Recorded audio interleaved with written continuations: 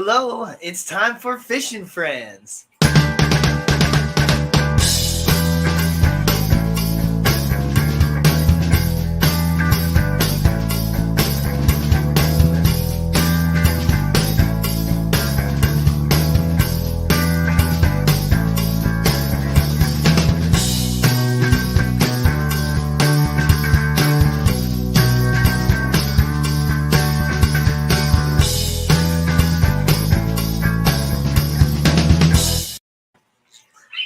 How's everybody doing tonight?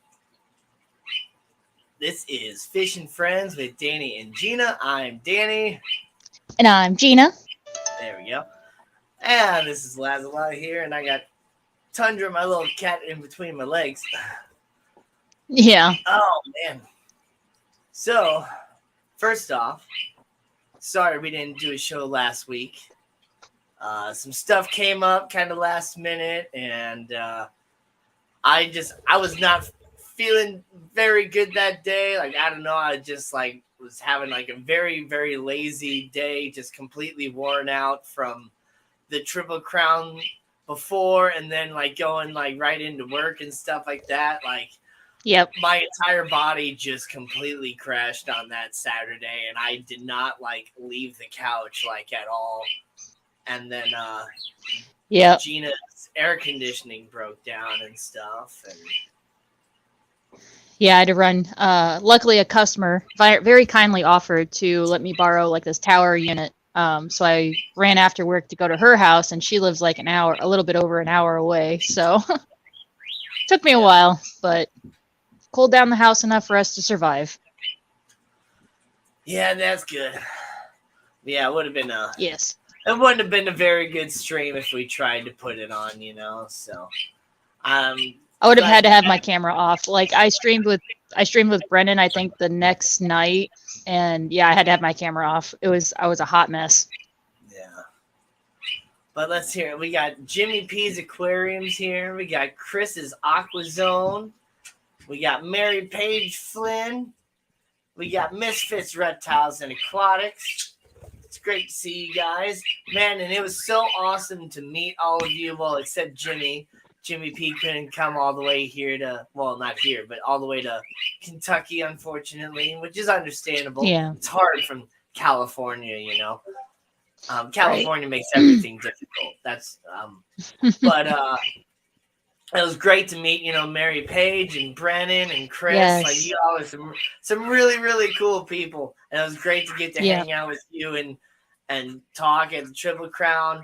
And I just really think about how it's without this fish community here on YouTube, I probably wouldn't go to these sorts of events at all because of the type of person I am. I'm very introverted and all that.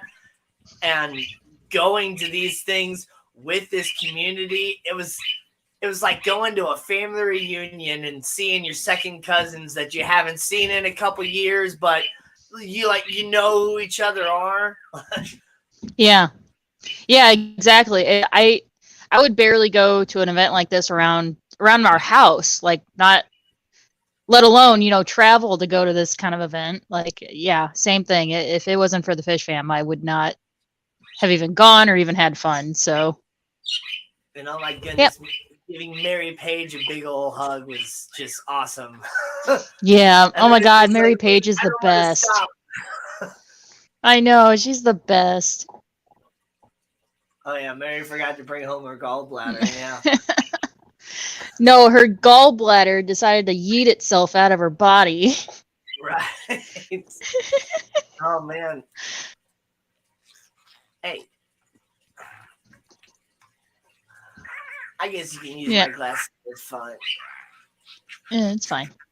Oh man, so speaking of AC going out and all that stuff, so I took off the 26th through August the 1st. So I had a good long period of time off for the Triple Crown. But the day before the Triple Crown, when I'm trying to, get all my tanks ready to go and all this stuff so that I can get ready to leave the next day, I wake up at 8 a.m. to my power going out. Yes. Because St. Louis got flooded. Like like crazy. And it was so weird. Like it was so weird to me because like I don't watch the news. I don't ever want to turn anything like that on. And especially since I lost power, like I don't get very good service with my cell phone in my house. So I could like barely even watch YouTube or anything like that. So I was really ignorant to what was going on outside of my house. So here I am thinking like, why the hell did my power go out now? Like the storm's over. It was storming like all night long and I heard it. I woke up a couple times and stuff like that. But like, yeah, when I woke up to my power going out, like the storm was like done. So all of a sudden, like I start getting text messages from like my mom and my old roommate and stuff like that.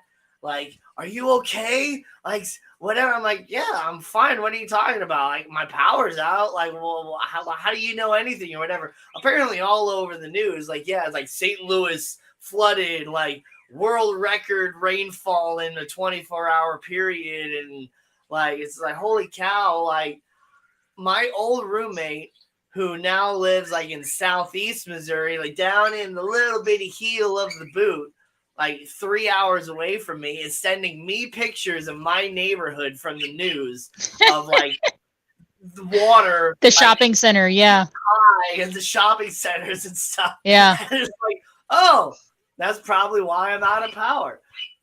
Yep.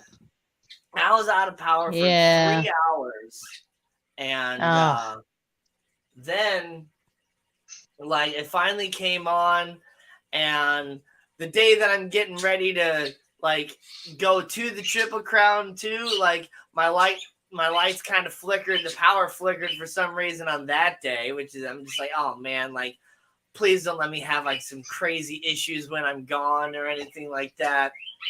And luckily there was no like issues while I was gone. My fish tanks all survived with the 3 hours being out. And honestly, it's not that long of time, and my fish tanks are totally fine with the amount of oxygen they have from all the plants and everything. And then, so apparently too, on the Sunday that like, well, no, it wasn't Sunday. It was another day, like right after we come home from the Triple Crown, on like the next like Wednesday, we have like another really big storm, and I lost power at my house again. I'm out doing karaoke, and I get a notification that my power gets out by Amarin on my cell phone. And so it's just like, well, I guess I'll stay out here at karaoke since I'm just going to go home to a dark house. My power was out like 4 hours on Wednesday night. So I think that storm is what knocked out, what probably surged and fried my AC. I think it was that storm. Yeah, it was absolutely ridiculous. Scotty's Aquati joined the room. It was amazing to meet people in person. It was even better and down to earth than just talking on YouTube. It was just family all the way. Exactly. It was awesome. It was awesome. It was so cool. And everyone was just as cool in person as they were on stream or in chat. Yep. Right. In fact, I think people were even cooler in like live than they are in like chat and stuff, because there was no like missed context or anything like that. You know, right? Delays and things like that. Like, I feel like sometimes I get misunderstood here on YouTube, and it was nice to kind of like really get to communicate with some people like, you know, Steven and Lefty, and some people that I feel like I don't necessarily always get to agree with, but it's like, hey, they're really, really cool people. Mm-hmm. Yep.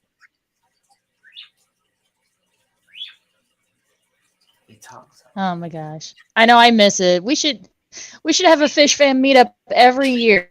Just a Fish Fam meetup. Right.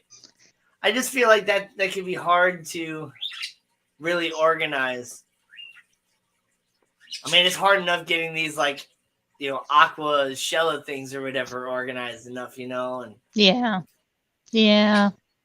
I mean, we want to make sure that, people are getting everything worth their while as well. Because, we got some people that are, depending on where it goes, like, I mean, Missouri is pretty much smack dab in the middle. So it would be great to meet up here in St. Louis. And we got a lot of things that people can do for free, even like go to the St. Louis Zoo, the Science Center, lots of different stuff.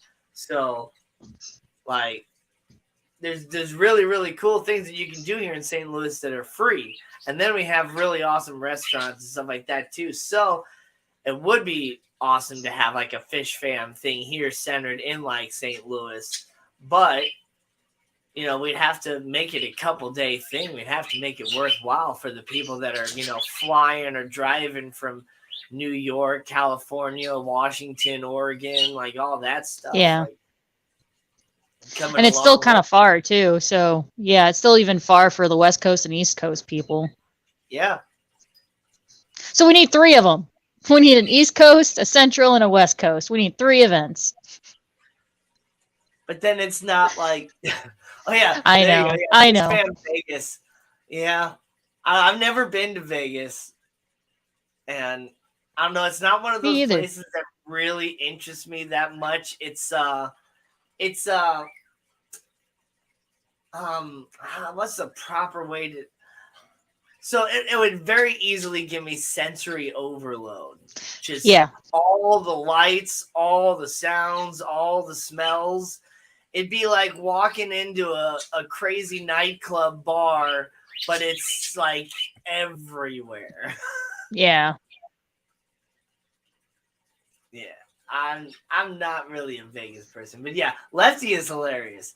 And one of the coolest things about going to the Triple Crown was getting to meet some of the I guess the bigger name YouTubers as well, like getting to meet Dan's Fish and like, yes, Chattanooga Ed is so cool, and James Fish Room Fever, and getting to chat with Bentley Pasco.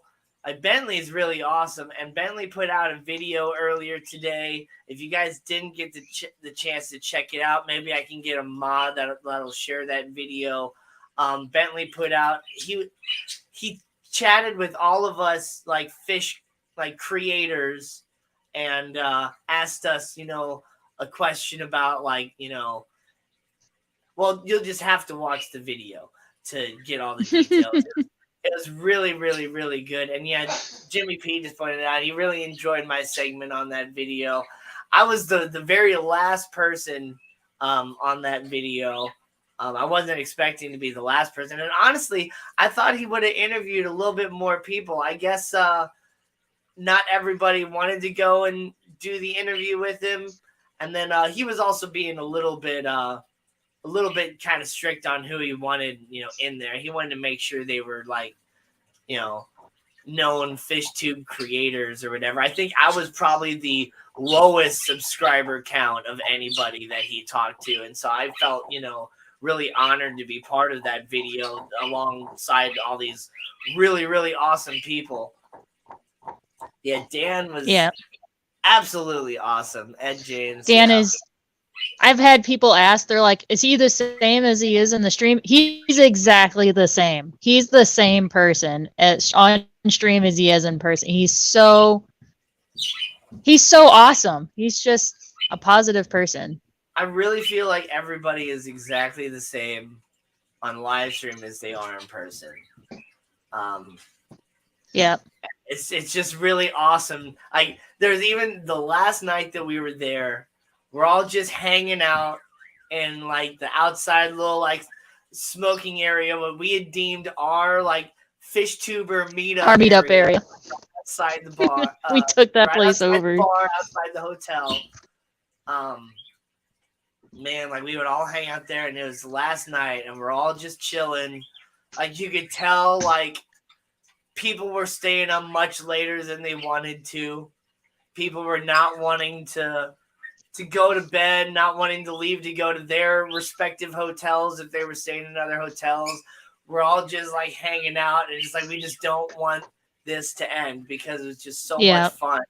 to just hang out with this community of people. And everybody became part of the night crew that night.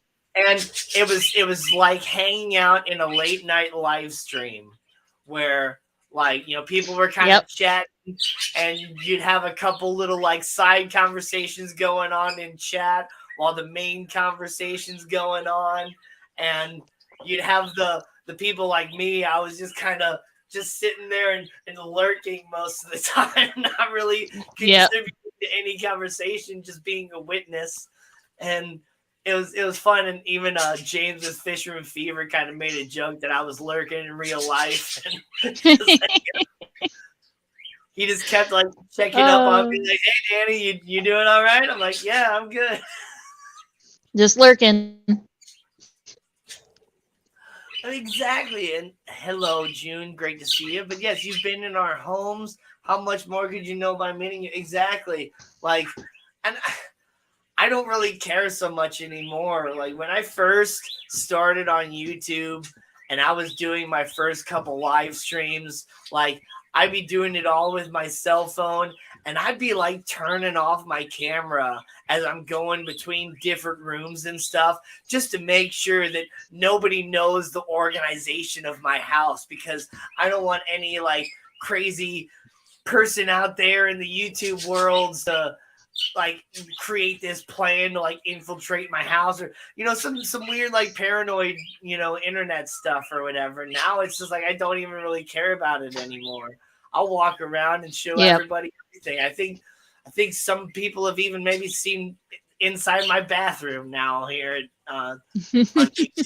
So it's like, you know, the I was the same. I was like, that's in my bedroom. That's the 20-gallon long, and it has the new orange Australian killifish that I got from the Triple Crown in there.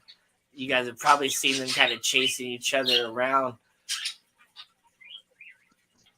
Yeah, it's kind of the same with me. I really didn't want like my whole life out there on the internet. But now that people have found me on Facebook, I'm sure people have kind of figured it out. I'm still not ready to quite talk about it on YouTube, but I'm sure people have questions, but we'll get there.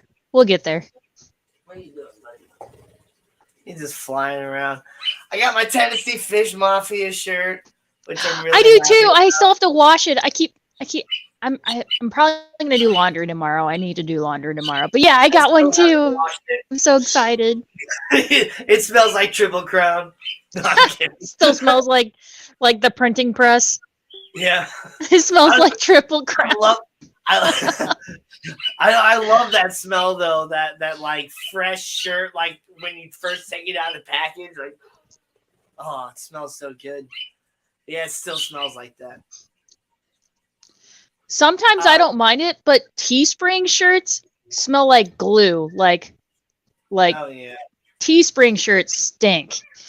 Yeah. When you first take those out, it smells like like gluey rubber. Like, yeah, not very good. Yeah.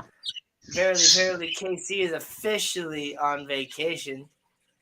So happy to be heading to Kentucky. Well, you're too late. Officially. You're too late. The Kentucky vacation was 2 weeks ago. You should have been on vacation 2 weeks ago when we were all down there. Only Oscar says, glue. Yeah. Sometimes that glue smell almost turns into like a weird, almost like marijuana smell too.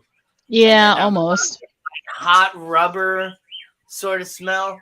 Like, there was one time when I was working at Target and I'm walking through the back room and there was this like box full of those like cheap rubber like galoshes or whatever, those rain boots. And like you'd walk by and it'd be like, you know, pretty warm in that back room, and there'd just be this smell coming from that. It's like, did somebody leave like some weed behind or something? Yeah. Like, what is that? Yeah. And I found the box, and it's like, oh man, it's that like hot rubber smell. We actually just had a transshipment a couple weeks ago, and one of the boxes we opened up the cardboard, and it smelled like somebody hot boxed that box of fish. It was crazy. Yeah, It that's stank. fun. Oh man, somebody came into the pet store once, and I was still at Pet Supplies Plus, and they smelled so much that they had a lingering smell to where. Oh yeah, you could trace even them. after You could they trace them through the left store. it just smelled like somebody like lit up a doobie right in the middle of aisle 7. Yep. Yes, right. I think he just said his first word, which was yes. Oh.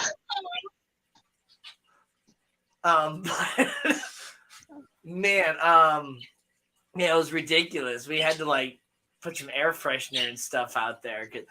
We're sitting there like looking under the shelves and stuff. Like, did this dude like drop a nug somewhere or something? Like, what the hell? Oh my God, that's funny. So, I wouldn't put it past somebody, but that's funny. Yeah, we got 19 people in here, which is awesome. Some other people came in that I didn't say hi to. We got Garcia's Aquatics. We got Lady Rorschach. Mystery Snail Guardians. I didn't officially say hi to you. We got Hello. We got Scuba Stevo's Champion Aquatics is here. Verily, Casey. Champion. Didn't officially say hi to you as well. There's some other people here. Now it's 20 people. Great to see everybody here. And if you haven't said anything yet, be part of chat. It's awesome. Let us know that you're here. Let us know who you are. Don't be afraid and just, not want to say anything. Just say hi. When I first got into fish tube and stuff like that here on YouTube, I started watching live streams. I didn't chat probably for the first year, because I didn't see that live chat feature or whatever. And even when I saw it, a lot of the times on the live streams that I was watching, KG Tropicals and Aquarium Co-op and stuff like that, the chat was flying so fast that I was just it was just whatever. And eventually I got to the point where I started kind of trying to help out the people in chat that were getting their questions missed. Because on a lot of those live streams, people in chat are just constantly asking questions about, can I put this fish with this fish? What tank size do I need for this fish? What do I do if I have this thing happen? And, the people running the live streams were trying to do the best they can, but there were certain questions that were just getting missed, or more of a basic question to where they just didn't want to answer it or something like that, to where I started answering these questions for people. And that's kind of how I got started into the whole live stream things and all that. The Nano Aquarium guy, great to see you here. Nano. I started by just saying hi to everybody who entered chat. I didn't really feel like I could contribute unless saltwater was brought up. Yeah, I was just essentially just saying hi to everybody. Yeah, and then it's started turning into hello, and then I was noticing from I don't know, kind of a third party outsider matrixy sort of viewpoint that all of a sudden it just seemed like chat was nothing but hi you, hello. It's just yeah, okay. Everybody's saying hi to everybody. And that's all that live stream chat was for a while. It's just literally everybody just saying hello. And that was it.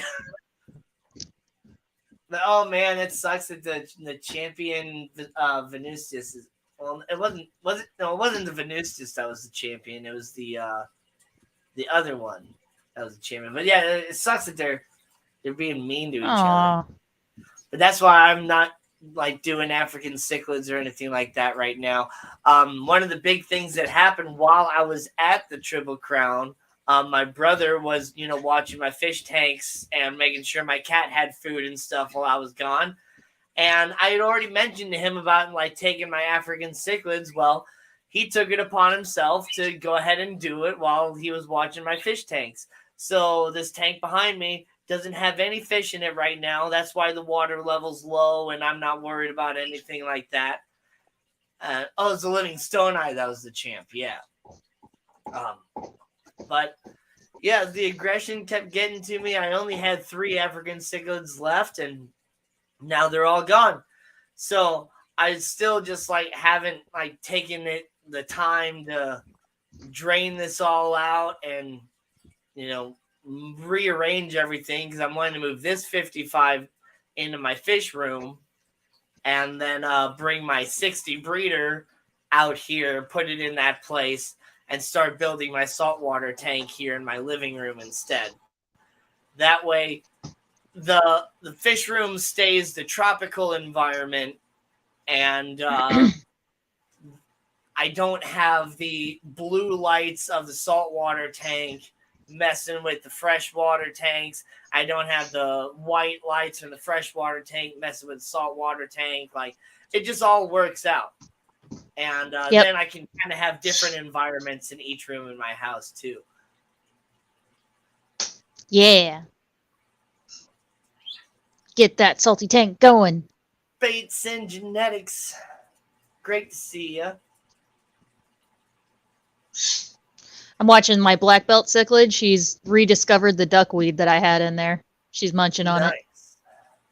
So yeah, you got that black belt cichlid from Misfit Aquatics, or Misfit Reptiles and Aquatics. Brandon, Yep. Mm-hmm. Tell us about that whole thing. Oh, it was so cool. So he essentially had portable tanks. So he had her in a big 40-gallon tote with a sponge filter, and then all of his buckets had sponge filters in them. So he essentially had portable tanks. But yeah, no, just kept her in the room with me, in my room with me all weekend, and yeah, she did great. Wow. Got her home and slapped her in, and she laid eggs within a week. She had laid eggs. So obviously obviously she's happy. She went from a 75 with him to a 120 with me. I do have a common pleco in there with her. She did beat him up a little bit at first, but now they have a peace treaty. They're tolerating each other now. Yeah. Oh, and Brennan gave me the sponge filter that was in her tank, so that helped too with the cycling. But yeah, no. So she just digs around in the sand and munches at the plants I put in there, because I put my cuttings from my shrimp tank into her tank, and she eats the plants. I just bought her an Inkbird. I have a titanium heater that Brennan also gave me. And then I just got an Inkbird, so a controller for it. I bought it yesterday. And some seaweed for her to see if she likes seaweed. Nice. Yeah. Nice. They were expired. I was rearranging some things at work, and I noticed that we have purple, green, and red seaweed, and for some reason people don't buy the red seaweed, and the small packets of it that we have were all expired. So I was like, I'm just keep these. I'd be buying all the red for seaweed, myself. Red's my favorite color, so. Yeah. Yeah, I think I went to turn it around to see kind of if there was a description difference, like if it had a guaranteed analysis for the different seaweeds, and I saw the little expiration sticker, and I was like, oh, cool. Yeah. Well, this works out for me. There you go. Yeah, I wonder if the different colors of seaweed will help with the different colors of your herbivore fish. Maybe. I don't know. I'll have to ask my boss about it. I'm sure he knows. He knows everything. I mean, I would think so, because, I mean, that's how it works with, like, plants and fruits and stuff like that. Like, your green fruits and vegetables. I'm just going to say fruits because vegetables aren't, like, a real thing. So your like green fruits and stuff, like they have certain vitamin complexes, and then your red ones have a different vitamin complex. And like it's the purples and the blues that are like high in antioxidants and stuff like that, and the red ones are like good for your heart and your digestive system, and the green ones are what's really good for like your digestive system and stuff like that. And so like each like different color like helps with different sorts of things. So I would assume it would be kind of the same with seaweed, that maybe not necessarily, brain, heart, and gut, like purple, red, and green, like, but maybe like something kind of similar to that, like maybe Right. just in a different order, or. But I like, also got a nice chunk of great for red, and eating, green like seaweed and spirulina is good for like the color green and stuff like that. So I also got a nice chunk of wood at the Triple Crown, and I added that to the tank. I actually added it to the tank after I added her. So she was in the tank for about a week, and then I added the wood. She did not like it. She was not happy about the wood. She would not go on that side of the tank at all. But now she loves it. Now she swims through it and everything. Yeah, I know your mission, like your main mission on the Triple Crown was to get some nice wood. Yep. Mission success. Nice. I'm glad you had that. I do like some good driftwood. Like in this tank below us, like there's no rocks in that tank. The entire layout is just really, really cool pieces of driftwood that I kind of laid out, and it's really cool. That's one thing I was surprised about, was that there wasn't more driftwood. Like I was expecting piles of it. I was kind of surprised. Yeah, there wasn't as much scaping stuff there. There wasn't a lot of like rocks. There wasn't a lot of driftwood. And I assume a lot of it is just the difficulty in transporting that stuff. Right. Like when I went to the ACA last year, there was one vendor that brought like a whole bunch of rocks and a whole bunch of driftwood, but he had them in these like massive like metal like cage totes that he loaded on the back of a pickup truck or whatever, and just drove it from like Kansas City area to St. Louis. So somebody could have potentially done that, I guess, from like, however far away, like 4 hours away from Louisville. But I guess nobody did that this year. It seemed like more people were like flying in and stuff like that too. And I mean, like people like, Dustin's fish tanks, they brought in like all those fish tanks and things like that too. So yeah. Scuba Steve says, I don't think your man would be happy if you got wood at the Crown, Gina. He was happy. I told him. I was like, I'm going to get 2 pieces of wood. I know what you mean. I know what you mean. No, I get the joke. I was kind of like leading up to that joke. Because it's like there was one time when I got wood twice. Yeah. And Gina got wood twice.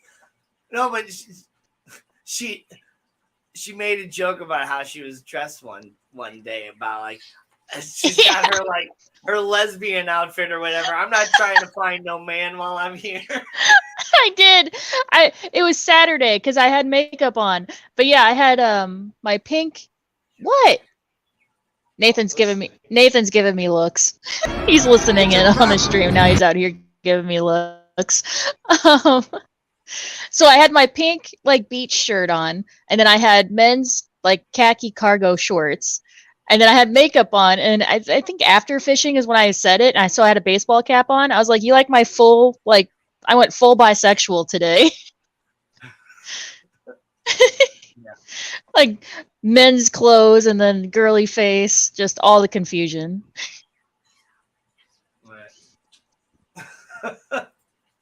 It was great.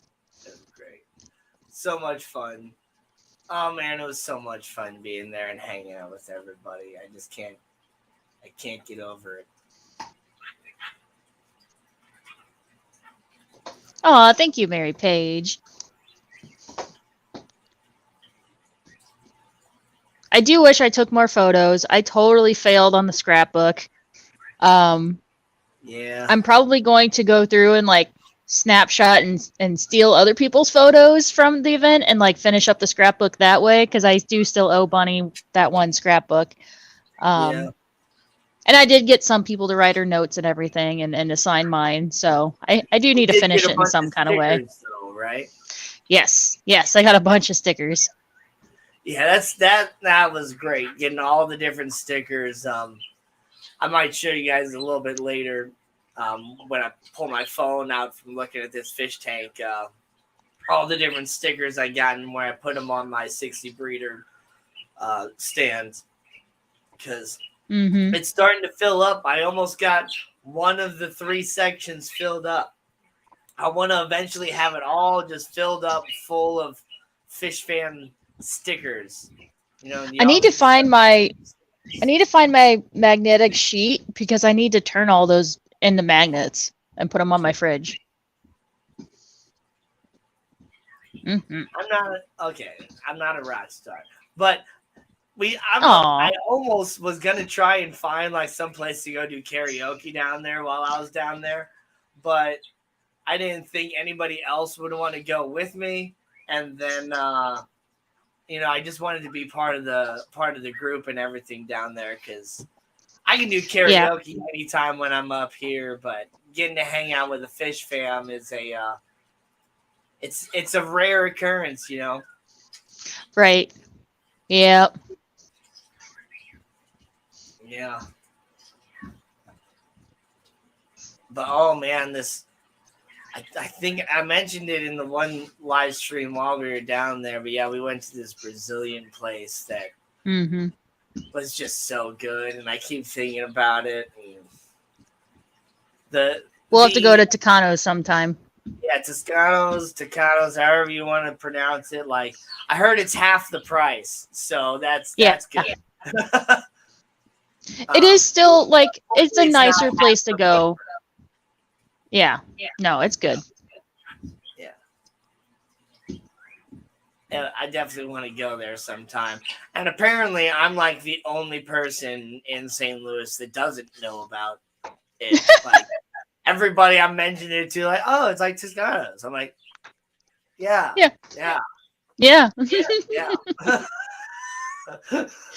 like, dang it! Why did nobody tell me? Right. How didn't I know about there's a place where I can get bombarded by meat? Yeah.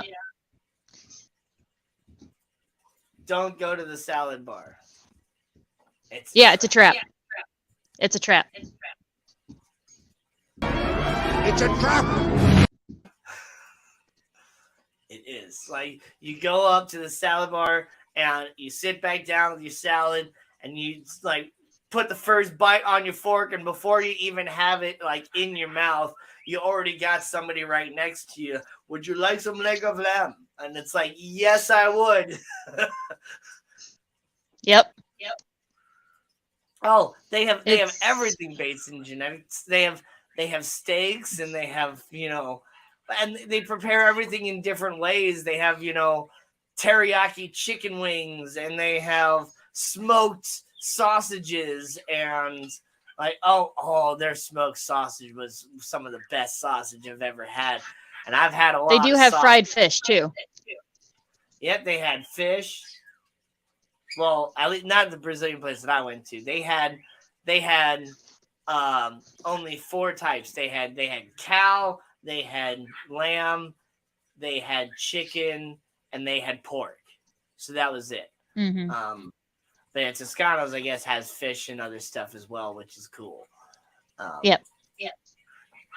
And fried pineapple. Oh, the fried pineapple is so good. Once again, I left my coffee in the dang microwave. Be right back. But yeah, no, the grilled pineapple is super good. I usually have to request it, but they will have chicken livers and chicken hearts, which are so good. But yeah, the beef, the lamb is usually what I go for. It's like having that first bite of steak every time, because it's literally on a pike.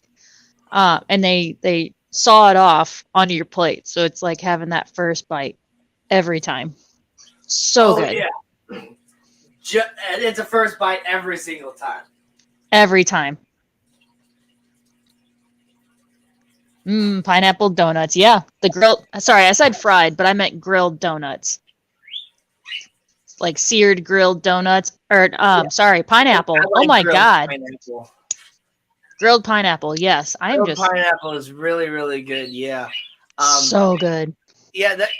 As far as sides goes, they at Brazeiros, the Brazilian place, they had mashed potatoes, they had white rice, and they also had it was fried banana. Yes. Yeah. Well, the fried banana was okay.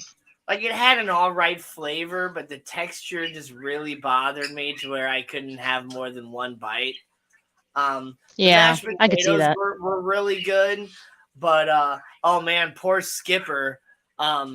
He ate so much meat so fast that he literally had the meat sweats and was Meat sweats. he was having problems to where he's just like, hey, trying to stop the waiter because they hadn't brought out any white rice yet. And he's like, you guys have white rice, right? Like, can I get a plate of that? Like, I need something to absorb some of this grease and all that. And I don't blame him. Because, man, like, yeah. You could have gone to the, didn't they have a salad bar? They did have a salad bar, and he did get some of the salad, but yeah. Like, well, no, but they didn't have like rolls or anything on the salad bar? No. And we had at the plate they had like these little like micro rolls, but I was one of the few people that were actually brave enough to eat them. They had a very interesting flavor and texture.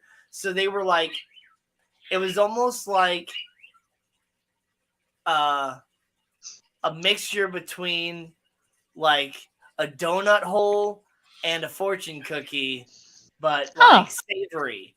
Like, so it kind of had like the outside was like, it was like kind of like lightly fried or something, to where it kind of had like that flavor of like a fortune cookie on the outside, but the inside was like doughy and soft. And so I really liked that, but some people were just like, it's like doughy micro rolls. I don't want to eat that. I was like, so I had like 3 of those. So I think I know what you're talking about. Did it almost have like a stretchy kind of consistency?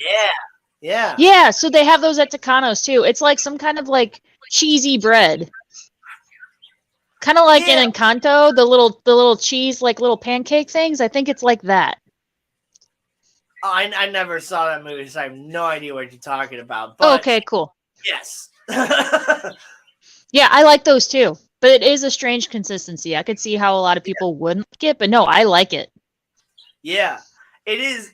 It is almost, yeah, maybe an arepa. That's probably what it is. Let me Google that. So if it's like the ones from Encanto, that'll be like a pancake form. But these are like little, like almost nuggets. It didn't look like the pictures that I'm seeing on Google here. So it wasn't, maybe it was that same sort of thing. But yeah, it wasn't like a pancake or flat or like fried on a grill or anything like that. It was there's like these little nuggets. It looked like a little round like roll, like almost like a miniature like dinner roll, but it was like kind of crispy on the outside.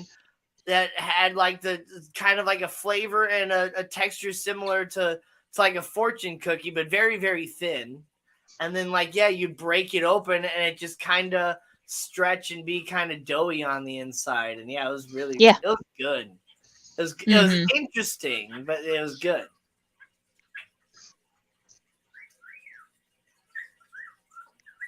Calvin oh my God, it was so much fun though.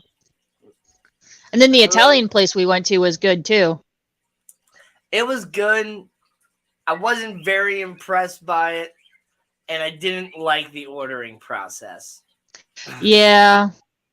So it threw us for a loop because it's family style, meaning you're supposed to order like multiple plates and everybody shares from it. Right. So it made ordering a little confusing. Yeah. So instead of like going to, you know, your Italian place or whatever, and you get, you know, you order a spaghetti with the meatball for yourself with some garlic bread and a side salad, and somebody else orders fettuccine Alfredo with their garlic bread and side salad, and somebody else gets this or that. Like, you'd have like entrees and sides and appetizers, and they only came in two different sizes, small and large. A small would feed what had like 3 massive servings, and a large had like 5 massive servings. So if you were there with if it was just 3 people and you all wanted 3 different things, you can't do that. You have to decide as a group of 3 what you want. And I didn't really care for that. And we came up with some good choices. The stuffed pasta between you, me, and Brennan was good. We also, people were being nice and, you know, kind of passing some stuff around, which is really cool. We did get to try a lot of different things, but I don't know. Overall, I wasn't thoroughly impressed with that place. But that Brazilian place was amazing. I almost wish we would have tried that. There was a Cajun seafood place. Yes. There that I wanted to try, and I didn't get to try that one. How you doing, Robert? TN Aqua, great to see you here. Well, I think Mary Page says that Calvin says hi. Yeah, she thinks Calvin had more fun than she did. Calvin had a blast. Calvin was a hoot. Calvin was awesome, yeah. Oh man, Calvin ended up almost watching Kevin's dog more than Kevin did. Yeah.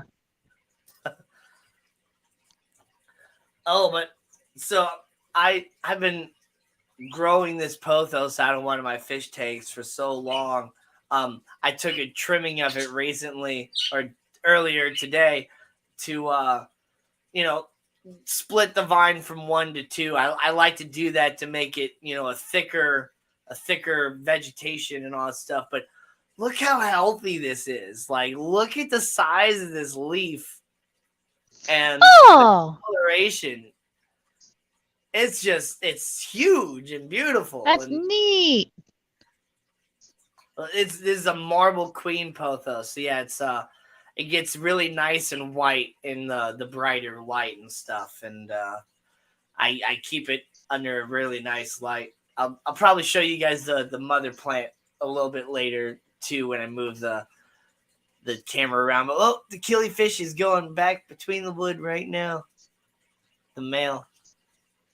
You can just see his tail poking out. Oh, there he goes.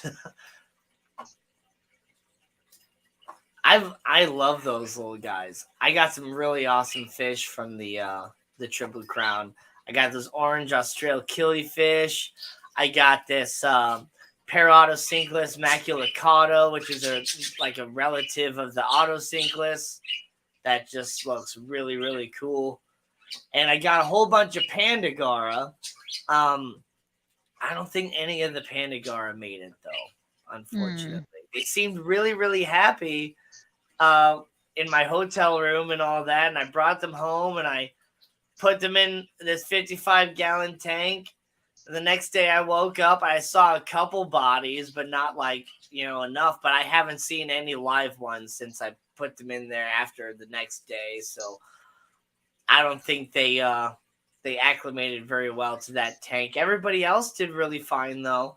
I got a pair of Zephyphorus clemencea, a certain type of swordtail that Rusty found in Mexico from his fish room.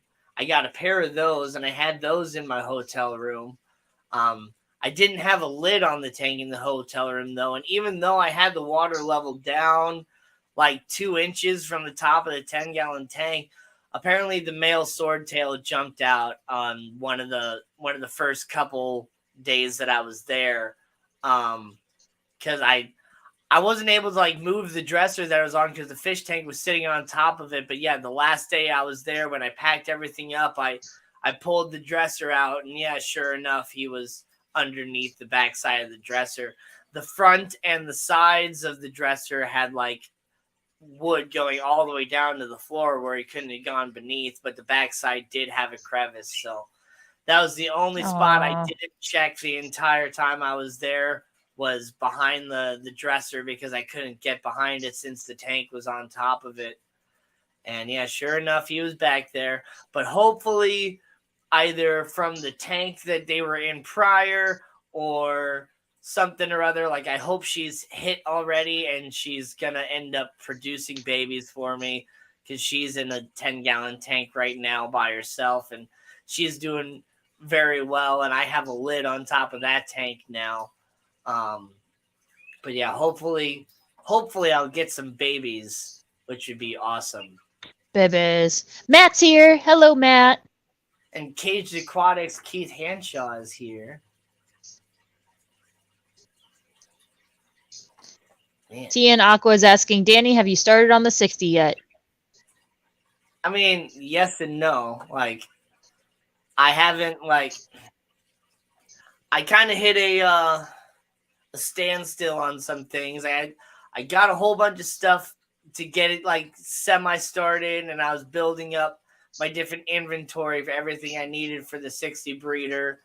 And then I started working on my pond. And so then I started putting money into my pond, and then it got really, really hot. And so I haven't been working on my pond here recently, but I've been, I was trying to save up money for the Triple Crown to make sure that I could go to that and everything.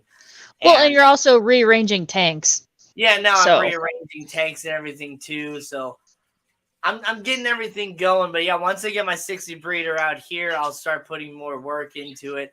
I have a lot of the rocks, and I have the power heads and the switch for the power heads, and I have the 20-gallon long that I still have to break down, that I'm going to form into the sump. And I'm going to use some pieces from these other fish tanks that I have lying around to like turn it into a sump. And so I'll have a 20-gallon long sump for it. And so what I still need to buy, substrate. I need to buy probably some more rocks. I need to buy 2 lights, because I want to do 2 spotlight style lights, so I get a really nice shimmer on my probably tank. 2 Kessels. Yep. Yeah. It'll be like the only tank that I get like a true shimmer on, and I'm really excited about that. And then I still need to buy an RO unit. That's a big thing. I need to get my RO system all set up. I want to make sure that I do this right. Because I have really big plans for this saltwater tank. And it's going to be a very, very big investment. So I really don't want to, spend all this money to just have like a crappy looking saltwater tank that I'm going to hate in, 3 months. So I'm really taking my time with it to make sure that I do it right. Because I can throw together a freshwater tank super quick, and I could probably do the same with a saltwater tank too. I could throw one together, but I don't want to just throw it together. Like, I really want to plan this out and make it happy, make sure that I'm happy with it, because with the freshwater, you can easily just, move stuff around and rescape it and things like that. Saltwater, like, you really want to set it up and let it kind of establish and be that way and let it like make itself happy, and let the corals and whatever else like find where they want to go. So I really want to do it right. Don't want to screw it up. But it's just, yeah, it's a lot of pulling the trigger to spend the money on it. I don't like to spend money. I do. Not. I can spend money very easily, and that's why I don't like to spend money or whatever, because next thing I know, I spend way too much, and then I'm kind of stuck in a situation where I'm at right now.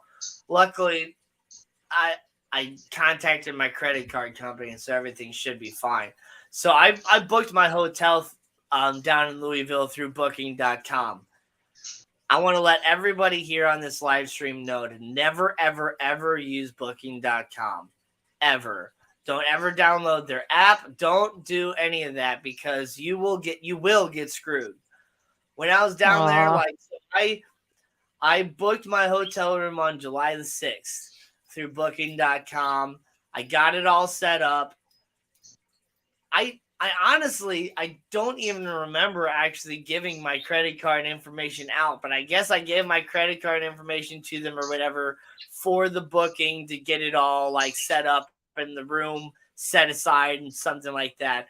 But they ended up like charging me almost the full amount for like a stay down there. I think my projected bill was going to be like $351.12 or something like that. And I had a charge on my credit card account for $306. So I'm just like, okay, it's weird that it's not the full amount. Maybe they'll charge me like an additional like $40 or something like that when I get down there. But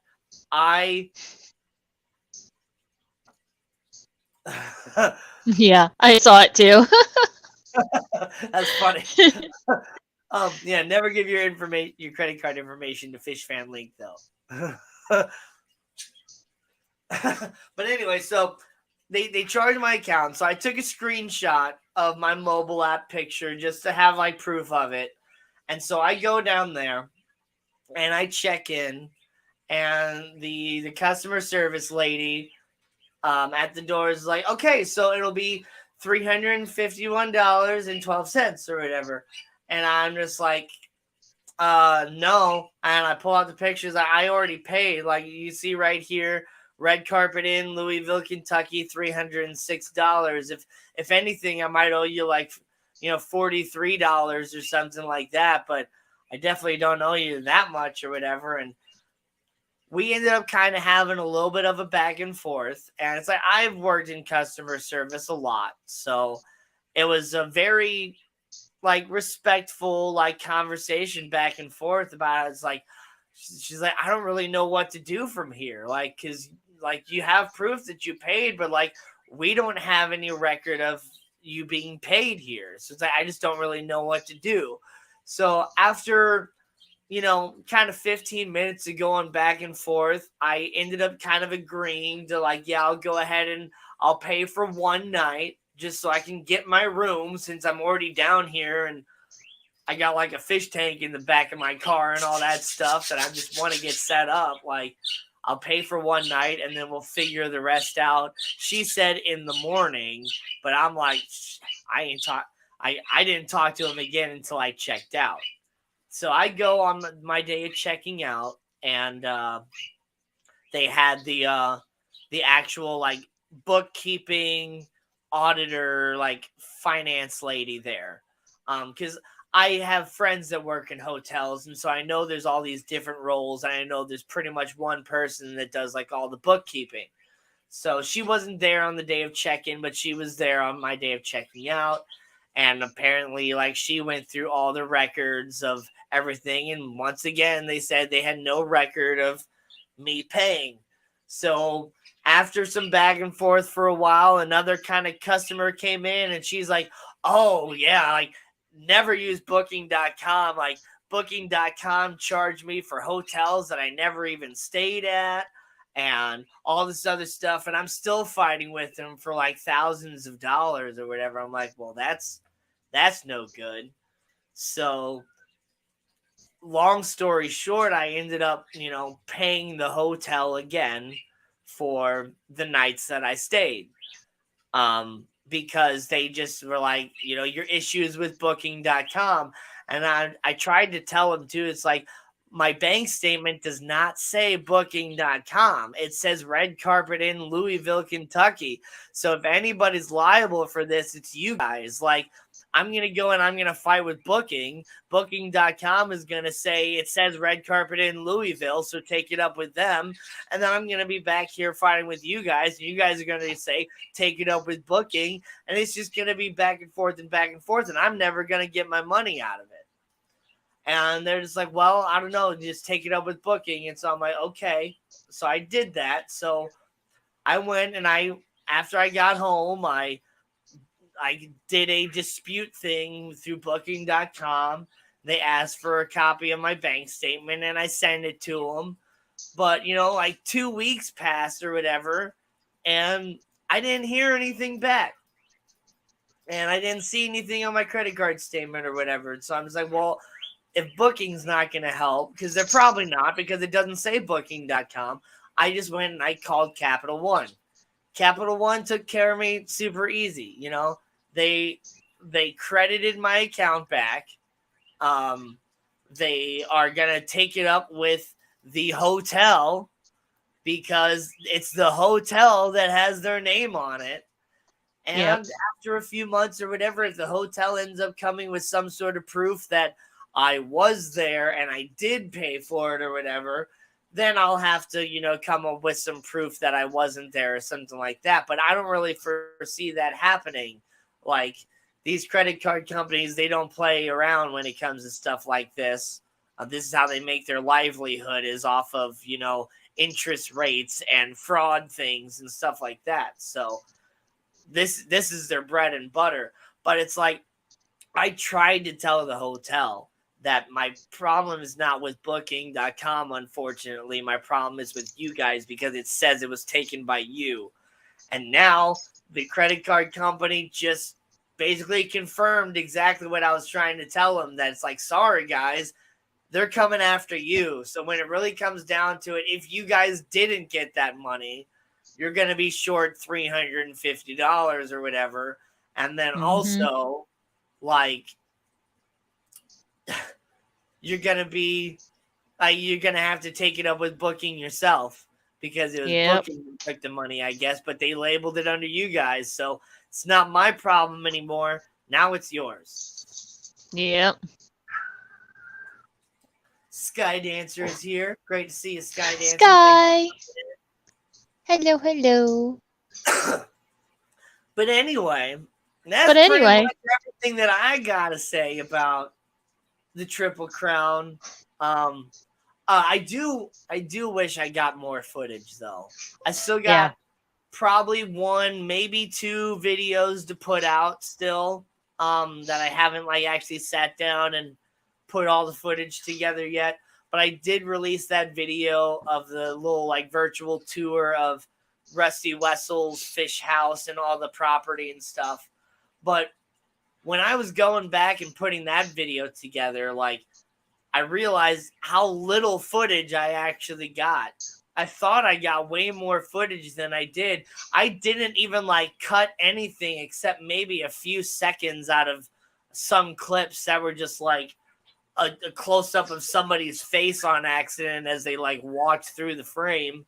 But it was only a 5-minute long video. I thought I had probably 15, 20 minutes worth of footage at least. So I was a little disappointed with that, but it was still a good video. If you haven't watched it, definitely go check it out. But probably, even though I feel like I have 2 hours worth of footage of other stuff, I'm probably going to put all this other stuff together from the rest of the event and realize that I only have a 10-minute video. And it's okay, well, I'll just put it all in one then. Yep.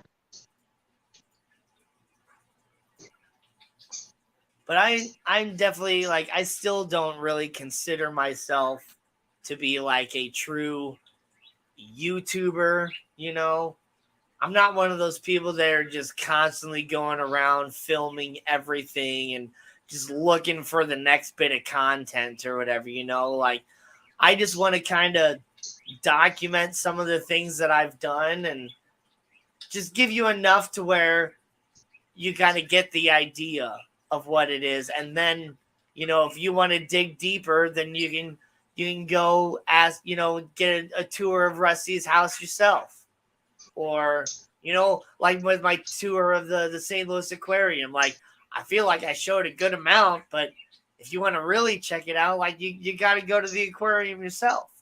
Because there's a lot that I didn't even show.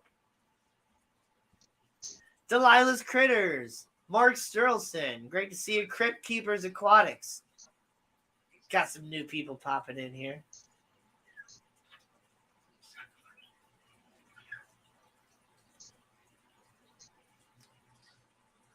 Well. Yeah. I knew I wasn't going to film fish much because nothing was salty. I mean, a lot of the killifish were cool. A lot of the cichlids were cool, but like I just wasn't interested in documenting the fish. It was more about hanging out with everybody. Yeah. Yeah, see, I definitely didn't go tank to tank and fish, like videotape every single fish that was there. I hit a good portion of them, and I did a lot of like over the head, like area shots and angles of just trying to show the event more as a whole versus showing each and every detail of everything, like I probably could have made an entire video just sitting there filming everything and talking with Dustin's fish tanks and made an entire 10-minute video of just Dustin's fish tanks stand and then done another 10-minute video of Wild Fish Tanks stand and another one of the Garden of Eaters stand. And I could have done that, but I mean, that's just a lot of filming. And there's just a lot of different noise and stuff going on too. It probably wouldn't have been a very good interview per se. And I don't know, I don't really feel like people would necessarily want to watch that or whatever, And when I release a video, I want it to be something that I would want to watch. And so if you want to know what the Triple Crown event was like as a whole, I'm going to release a video that is going to show little snippets of everything that happened. And so you'll get kind of a general idea of what it was like to be there and the different things that were offered and all that. But no, you're not going to get the video that was Gary Lang's entire speech on rainbow fish. If you want Gary Lang's speech on rainbow fish, you got to go to one of these events and listen to Gary Lang talk about rainbow fish. Mm-hmm. I mean, these people, they get paid to do these sorts of events, and not all the time. Sometimes it is volunteer, and they put in a lot of work into these speeches and these PowerPoint videos and things like that they do to where, and they spend a lot of money on going on these trips as well to be able to document these things and all that. So I'm not going to release all that stuff for free to you when I paid for it. Right.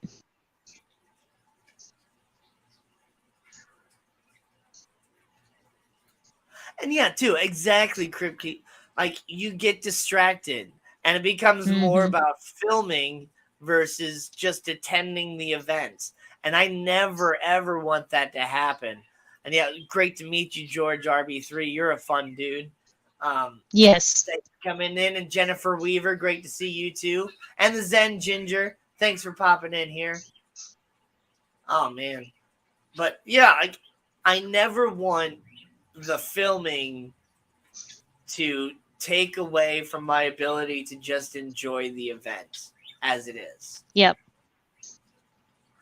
And if I sit there and I start sitting there with my phone and stuff like that all the time filming, then I'm no longer paying attention to what's actually going on.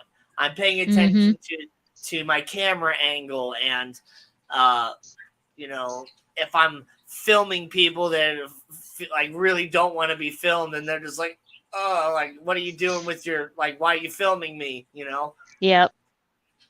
So I definitely tried to, you know, not put people's faces in there unless they were like YouTubers, or I mean, if I'm just filming a massive crowd, like it's hard to pick out individuals unless you like know who you're looking for, you know? Right.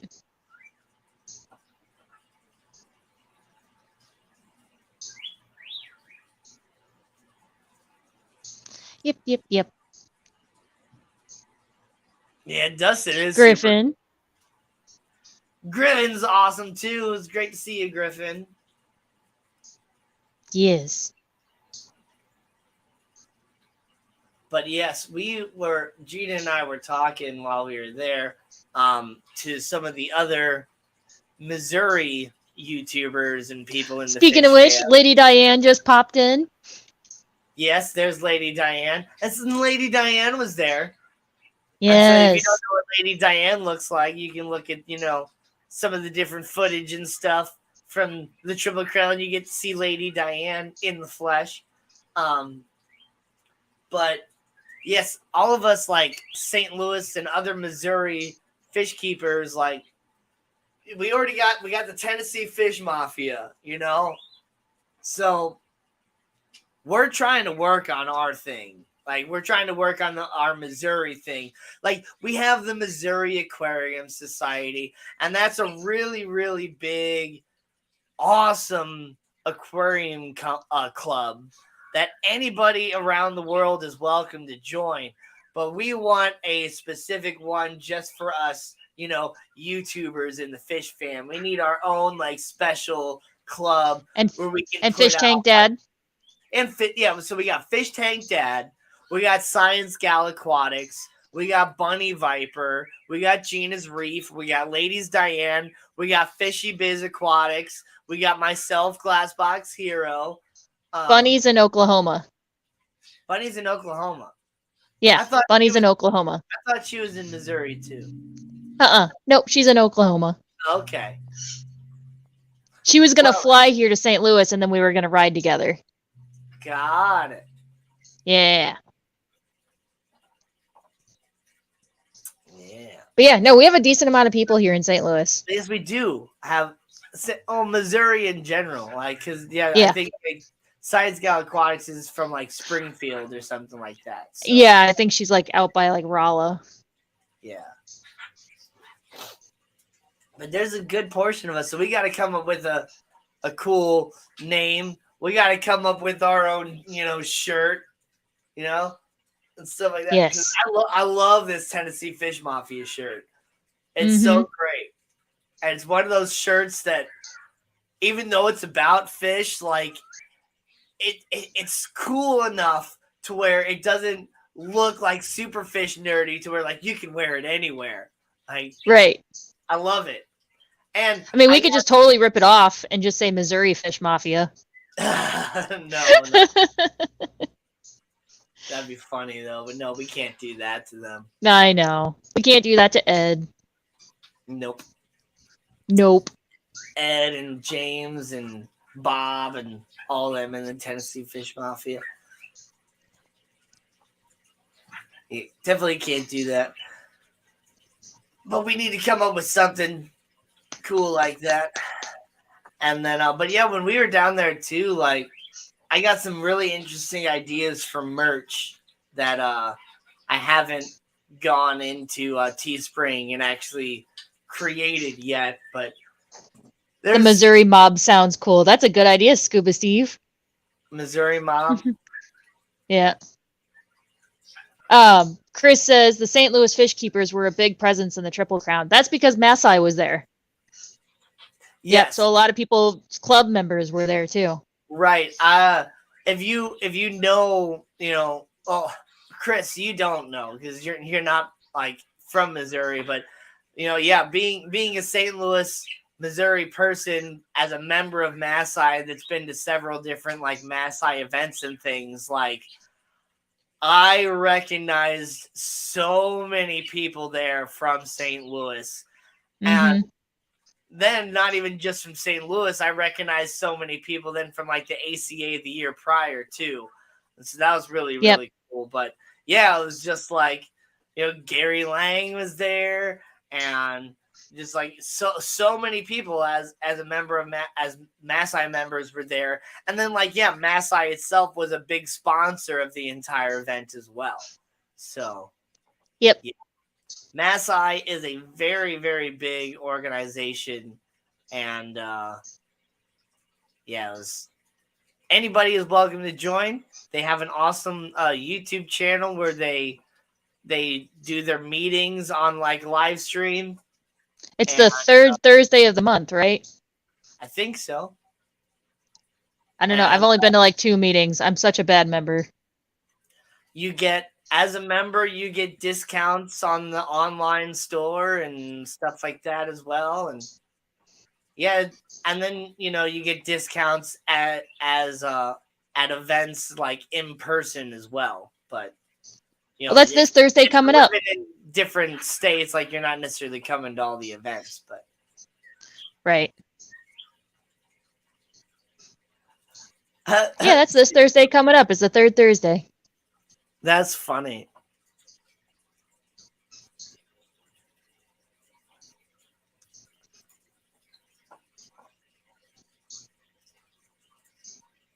I think Lady Diane was also giving us trouble. Why do we have to drive 300 miles just to hang out when we all live in St. Louis? Oh, I know, right? She said the same thing to me or whatever. It's like, yeah. Sucks I had to drive 4 hours to see you, even though we live right next to each other. Yeah. It's pretty funny. I'm like, I know. It's the same with one of Nathan's old roommates who his family and Nathan's mom's family all live in like the same small town in Illinois. And so it was funny. We only got to see them like around Thanksgiving or Christmas when we would both be at each other's families, and then we'd hang out. We're like, why did we just drive 3 hours from St. Louis to hang out when we live in St. Louis? It was pretty funny. Yeah. It's just like my family is pretty close knit for the most part. Even both sides of my family still do like family reunions like every year. My mom's side of the family, it's actually more like every other year, but we try to do it every year. Whereas my dad's side of the family, like there's a family reunion every single year. The family reunion on my dad's side is always like super close to where I live because most of us actually live in the same little like area of St. Louis County. I have so many relatives. You cannot throw a rock in St. Louis County without hitting a Weshie. It's ridiculous. But when it comes to my mom's side of the family, we always end up like driving out to like Arnold, like further out to like the outskirts of like St. Louis County, to where you're not even like in St. Louis County anymore. Jeff County. Most of my mother's family lives in like Jefferson County area, which is kind of funny. Did someone say tacos? I want tacos. Lady Nine says, I want to meet that dog. She's a sweetheart. She just sounds mean sometimes. Oh, feels Riley. like young lady there says just gotten tacos. Yeah. What do you mean I don't like you, Diane? Uh-oh. And you offered both of us to stay with you. I know you offered to stay with you. It just didn't. It wasn't going to work with my original plans. But then my plans didn't work out anyway. Because, so I had this plan to go visit my old roommate when I was on the way to Louisville. Here I was thinking it was going to be semi out of the way, but kind of on the way. To where, because I was visualizing where Louisville was on the map, differently. So Yep. here I was thinking, I'm going to go down south, and then I'll cut over to Louisville faster from down there. But going down south ended up making the trip to Louisville an hour longer. So I'm just like, well, I can take a 4-hour trip straight to Louisville, or I can drive 3 hours south, say hi to Roman on his lunch break, maybe for like a half hour, and then drive 5 hours to Louisville. Yeah, I think I'm just going to go straight to Louisville. Sorry, Roman. I'll have to visit you another time. Yeah. If we would have But had... yeah. Like, just make sure you're listed on booking.com and you can get them to stay. Yeah. That's good. That's good. I like that one. Oh, yeah, my brother didn't like it. I want to meet that dog.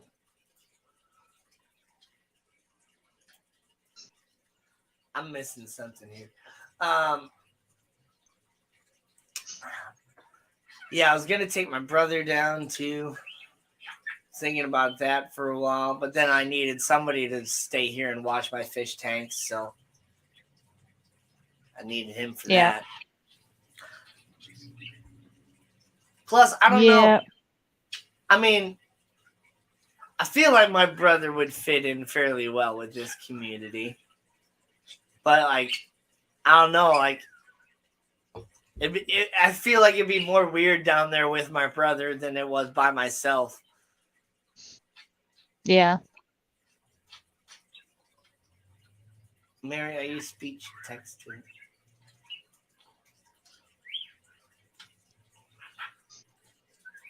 How dare you call Ed an it?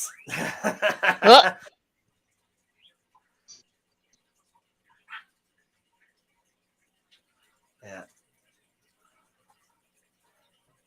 Oh, Diane, it's not anything like that at all. I just am so busy nowadays. I like my new job, but man, like I wish I could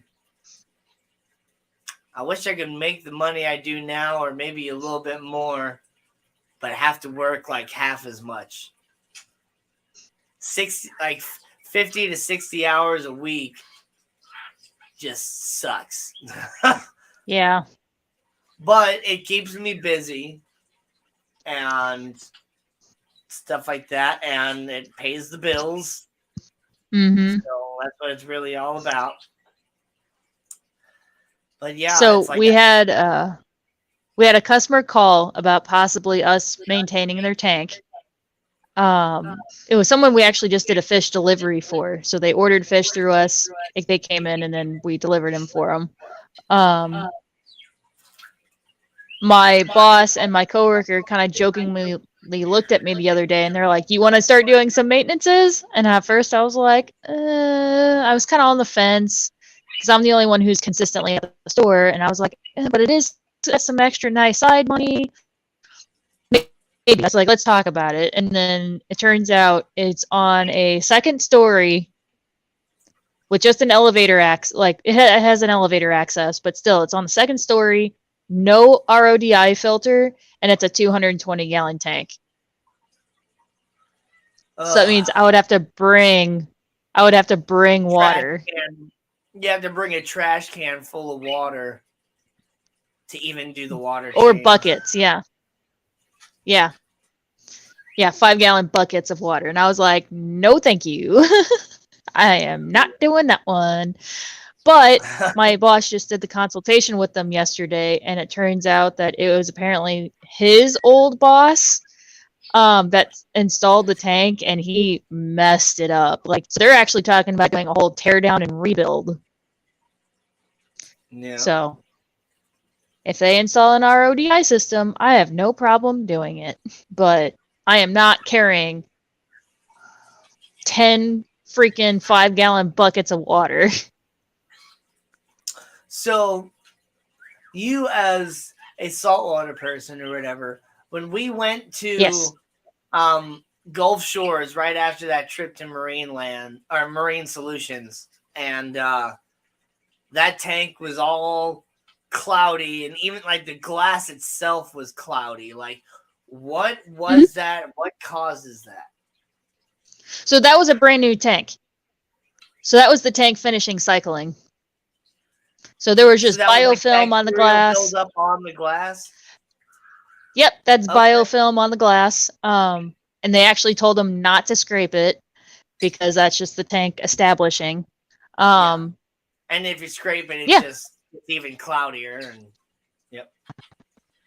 Yep. So that was just a new tank getting set up, adjusting after adding those fish. Well, the fish seemed fine, which was good. Yep. It looks completely different now. Now it's clear and now it's great and all that stuff. Adding some corals, adding more fish. While, so. Darn it, I guess we have to go. Yeah, guess we gotta go get some more alligator bites, rats. And I guess another time we'll have to go to Tucanos. Darn it. Yeah.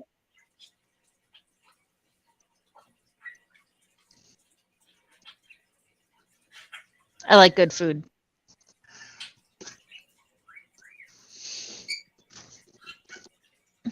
Calm down. I'm not getting up. I shifted and my dog popped up. Like, what are we doing? I was like, we're not going anywhere. Calm down. It's always fun when you say some crazy stuff there, Mandy.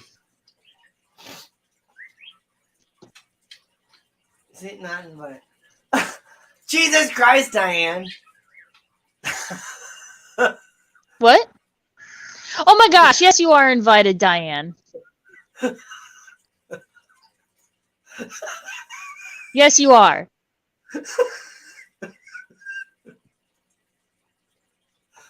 Oh my God. You're invited. Biz is invited. Fish Tank Dad can come too.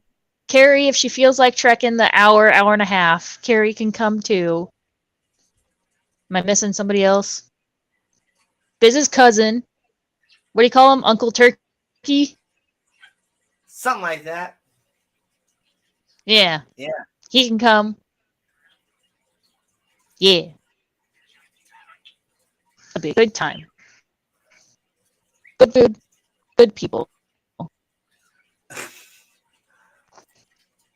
Oh, Diane. No, Carrie is coming here and Danny isn't invited. Oh, no. And Danny, that's fine. Aw. We're gonna eat. Diane knows how to cook, for real. I don't know. Diane's all like, I just made a chicken or whatever. It's like, yeah, but see, look at that.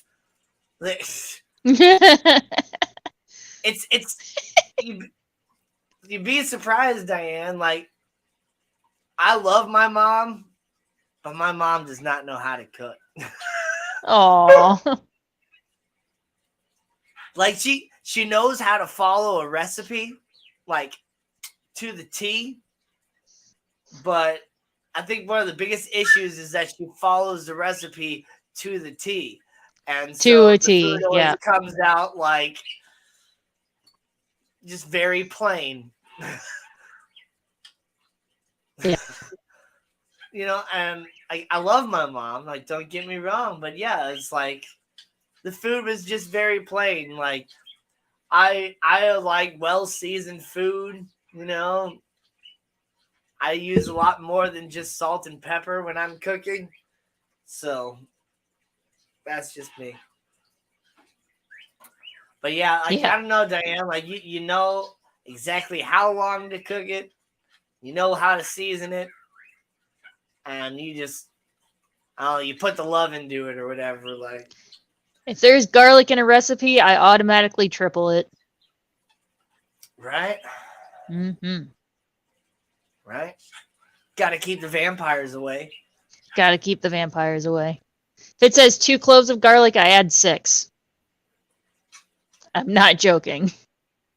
Yeah. Yeah, when I make my pickles, I add a good amount of garlic, add some onion in there too. All the flavors just end up mixing together to where you know, you eat the onion at the end of it, and it's just like eating any other pickle. Yep. But speaking of pickles, when I was getting ready to go to Louisville and I dropped my parakeets off at my sister's house, I had 3 very well ripened Butala scorpion peppers that I just wanted to make sure weren't gonna like go bad or anything while I was gone, or get eaten by squirrels or whatever from the plant. Because I don't know if the squirrels in this area have learned that I grow really spicy peppers or not yet. The squirrels in my old rental house figured it out. They took a couple bites out of them, and then they never ate them again since. But yeah, I just wanted to make sure that they were going to be fine. So I gave 3 Butala scorpion peppers to my sister, for watching my parakeet. Well, she just made a whole bunch of pickles and used some of those, peppers for her pickles. And both her and my brother-in-law have been like texting me like, oh my God, these pickles are so good. What was the name of those peppers you used? And they're just the best. And so that I have a jar of pickles waiting for me from my sister's house. And nice. All of it's homegrown too. So the onions, the garlic, all the herbs, the cucumbers, everything was all grown from my sister's house, except the peppers, which were grown from me. And so, yeah, I'm really excited to see what my sister's pickle recipe was like, and see if it's any good. And because I love pickles, and I have my own recipe for pickles that are just completely different than any other recipe I've heard for pickles. So everybody's got their own thing, but the main thing is the vinegar, the salt, and the water, and the sugar. But yeah, I love spicy, sour pickles. I'm not a huge fan of sweet pickles. Definitely don't like bread and butter pickles. But yeah, you give me a good dill pickle or a spicy dill or any of those. I love those. I like gherkins. I do like sweet pickles, but I'm not a big fan of bread and butter, but I do like gherkins. I don't like gherkins. I can't do them. I do. That was one thing Nathan texted me whenever I was gone at Louisville. He, I think it was Friday night or Saturday night, he had gotten McDonald's, and he took a picture of the pickles on the cheeseburger wrapper, and he goes, "There's nobody here to eat my pickles," because he doesn't like pickles, and he always gives them to me. I was like, "Oh no, give them to the dogs." No, don't give them to the dogs. See, I know everybody has their different feelings about like Chick-fil-A and stuff like that, but one of the main reasons I love Chick-fil-A so much is when you ask for extra, like you have the ability to ask for multiple extras, and they actually like listen to you. So when I go to Chick-fil-A, I like a spicy chicken sandwich with extra pickles, 5 times extra pickles. Because I want like an entire handful of pickles on my sandwich. Oh my God. And they actually like listen to me. I end up with about 12 pickles on my sandwich, and it's fantastic. Like, when you go to like McDonald's or one of those places and you ask for extra pickles and you even say it like multiple times, they give you like a whopping 3 pickles, and it's just like, what am I gonna do with this? That barely covers 3 bites. Like, I need 2 pickles per bite. Yep.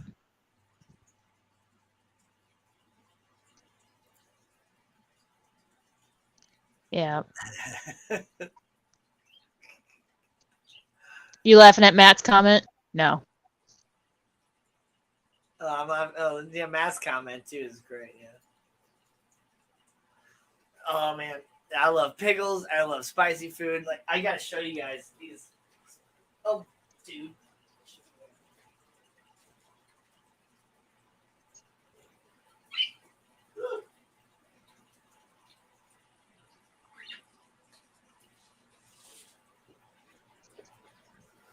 Oh, that's why I didn't see Don't Scuba ask me Steve's to eat it. comment. I'm not gonna eat it, but like, look at these peppers. That just looks evil. Yeah, it does. And these are hotter than ghost peppers. These are I think ghost peppers are like 1 million on the Scoville scale. These are like 1.5 million or something like that.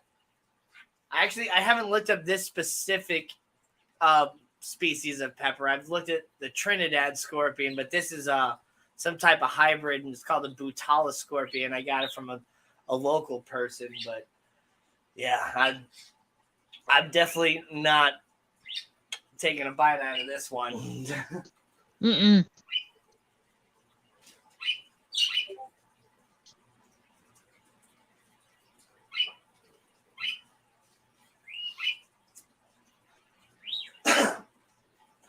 But what I do like to do is I like to make an extract using these really hot peppers. And so, yeah, there you go. So I've done some hot honey. I really, really like hot honey. In fact, that's how I made like my first like wing sauce that I ever made.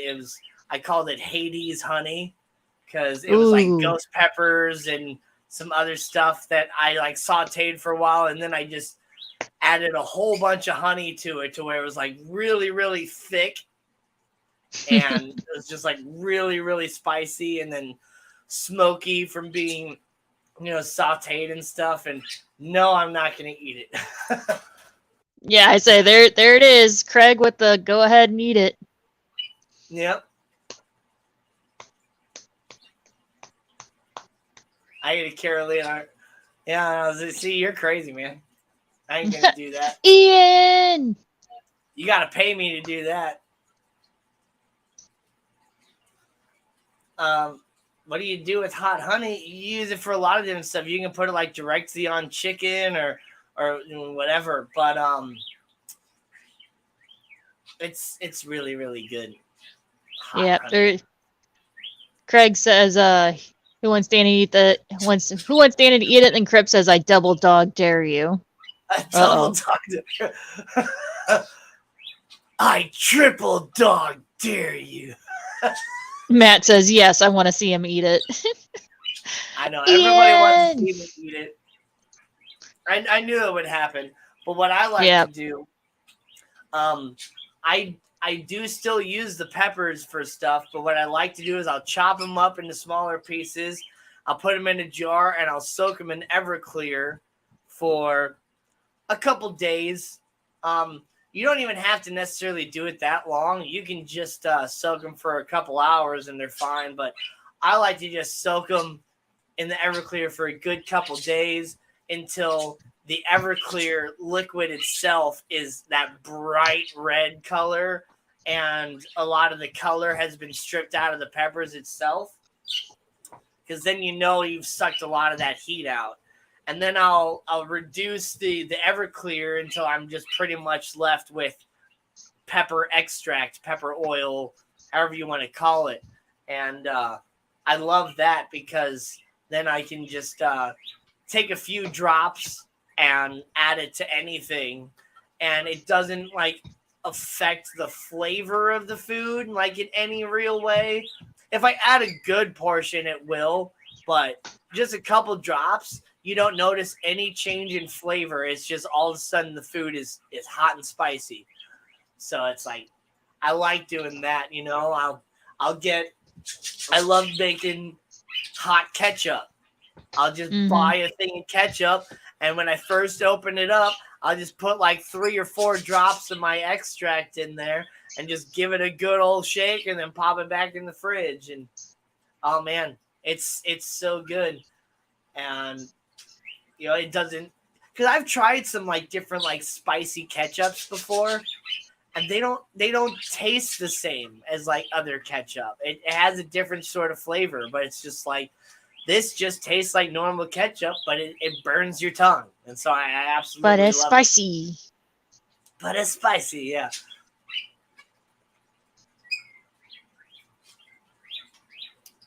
Yeah. Craig says he's not a fan of hot food. I don't have the tolerance for hot food. At the Italian place, we got the spicy shrimp as an appetizer, and even Danny was like, "It can't be that spicy. This is an Italian restaurant." And I took a bite, and I was like, "Yep, nope. You and Brennan can have that." Yep. Yeah, I mean, when it comes to it, like they got the most heat out of those pepperoncinis that they could, but pepperoncinis are very, very weak when it comes to heat. Yeah. But they definitely taste better when you keep them green. See, what a lot of people don't know is any pepper that you get, like even jalapenos are traditionally like a dark green color. But if you leave them on the plant, they're going to eventually turn red. And that's when they have the most heat. And you can do the same thing with pepperoncinis. You can even turn them red. And it's funny because it almost looks like a ghost pepper when you have a red pepperoncini. But they, even though they're spicier, they don't have as good of a flavor. Like pepperoncinis are the best when you pick them when they're that sort of that light green color. Now, see, that I didn't know, which is interesting because I don't like sriracha. Sriracha has a weird, like, sweet, vinegary taste to it that I just don't care for.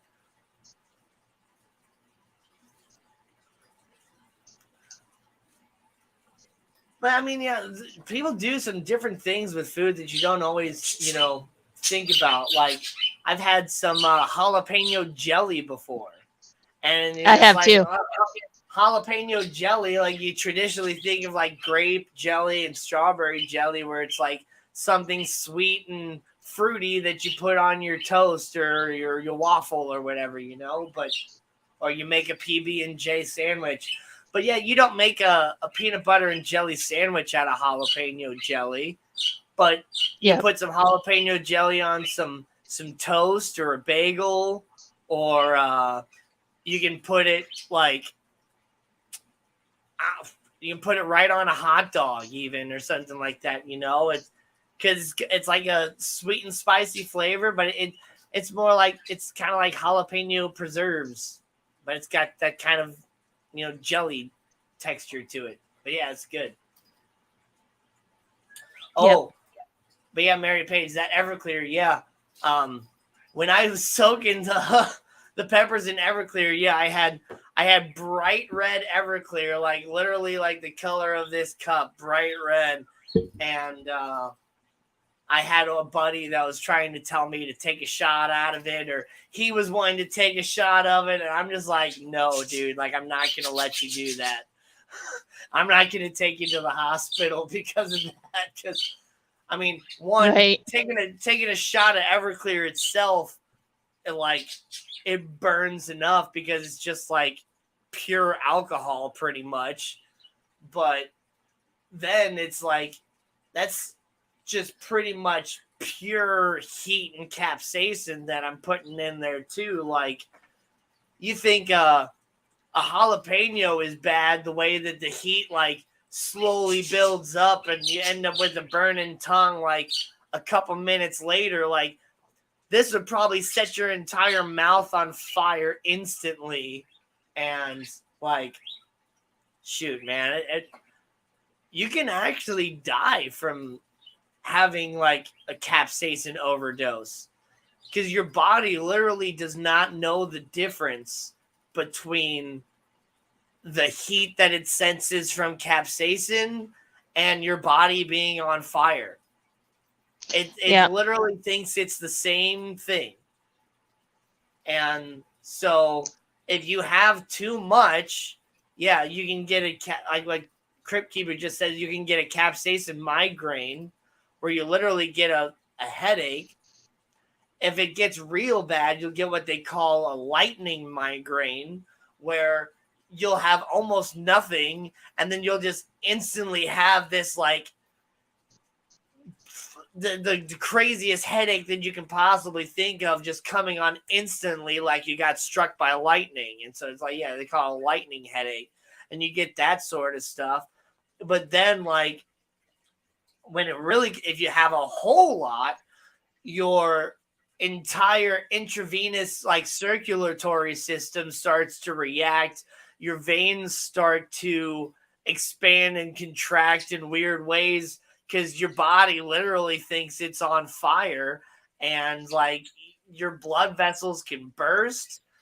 You can have an entire like aneurysm or a stroke in your like in that like it's ridiculous. And Kimberly Holtz is here. Hi, Kimberly. It was great to see you again at the Triple Crown event. You and Roland are just so much fun. ABC Aquatics is here. And Fishy Biz is here. What's cracking? Fishy Biz. But I think one of the greatest things about going to that Triple Crown event too was PNW Aqua. How you doing, Ryan? Haven't seen you in a while. Was the mixed drink that I got. Is it the stormy whatever? Dark and stormy. Yep. It's like a new favorite drink. And the local bar that I go to for karaoke all the time, I was asking them if they had the ingredients.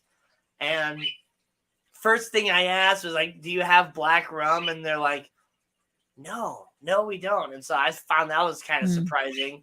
But even more surprising was they actually had ginger beer.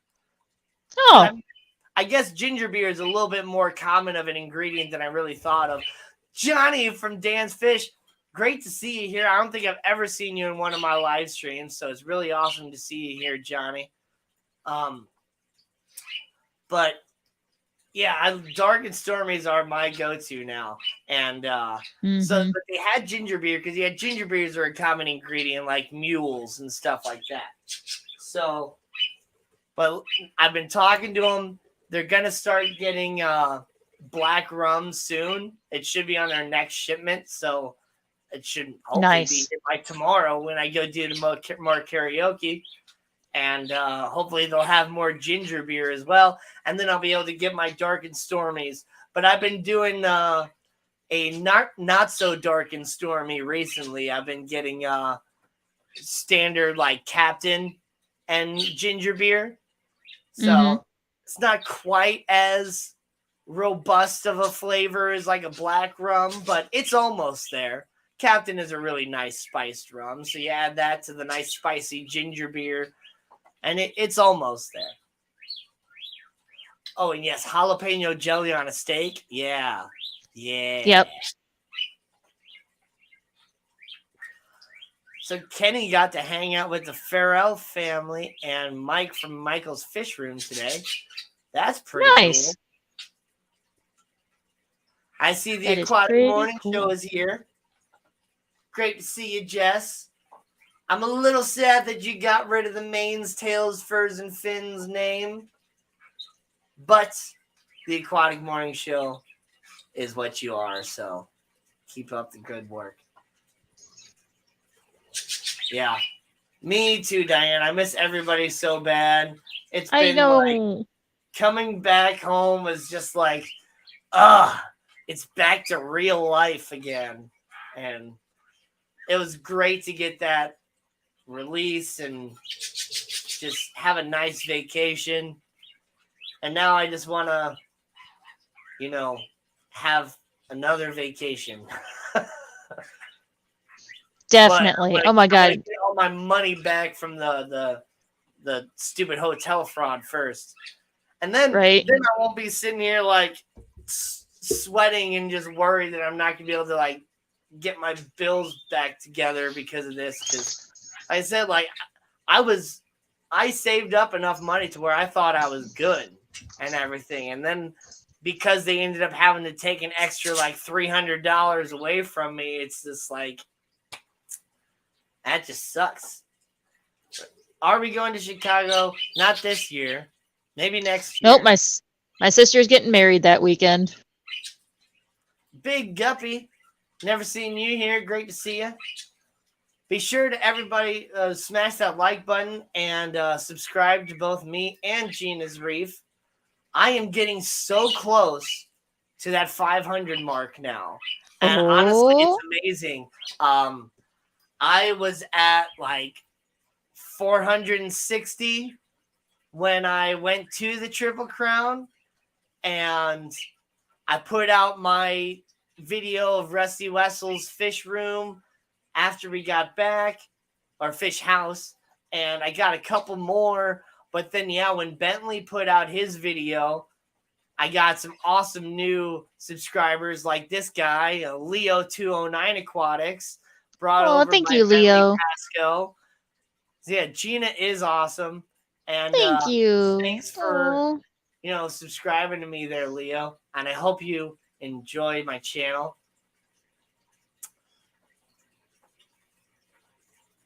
And then Johnny saw me on Bentley's video too. Well, thank you. I really, really appreciate Bentley for one, just allowing me to be on that video. And then like I had like the longest segment on that video too. Oh, which wow. I thought was really, really cool. Like everybody else, it's like everybody else, like Bentley already knew. Bentley had just met me at the Triple Crown. So a lot of that segment, my segment was also like introducing myself out there too. Like he asked like, what about my channel and stuff like that too. So yeah, my segment was like a whole like 2 minutes longer than like everybody else. So I thought that was pretty cool. And Bentley's a really, really cool dude. And he was taller than I was expecting. Definitely taller than I was expecting. A lot of people told me that I was smaller in person. And it's like, I never said I was tall. Right. But yeah, I didn't know Bentley was Bentley. I think he was taller than Stephen P. And I knew Stephen P was pretty tall, but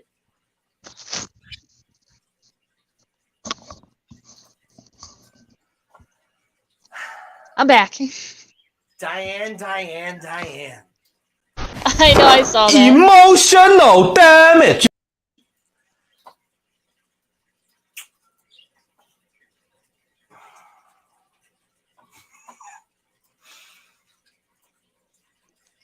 I didn't knock us over. My dog caught the cord for the headphones as she got off my chair. So she ripped you guys out of my face.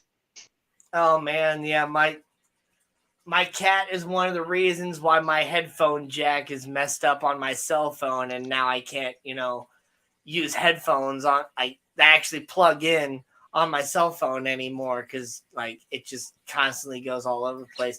I thought I screwed up my headphones, and I went and bought a whole nother set of headphones and had the same issue. And it was like, oh, it's not the headphones, it's the audio jack itself. Well, it's the jack, yeah. Ooh, Mary Page in the hotspot. Oh, that'd be so fun. Yeah, that would be fun. I think Drew's got somebody. I don't remember who he lined up for this week. I don't remember. He was talking to somebody on his live stream on Monday, and who hadn't been in the hot spot that we thought already did. Was it Garcia, or was it? ABC. That's right. Oh, Kenny. Okay. Kenny hadn't. Oh, I'm looking forward to that one. I can't believe, Kenny hadn't been in the hot spot already. Oh my God, though, yeah. If Mary Page, I would definitely watch that one. I mean, I watch like every week, but yeah, Mary Page would be a great episode to see. Drew and Mary Page go back and forth. Oh my God. Yep. Gina, did anyone buy that blue lobster? No. Nope. He's still in the tank. Being his lobster self. At Marine Solutions, there's a blue lobster? Like an actual lobster? Yeah. It's a whip lobster. Nice. Yep. That's awesome.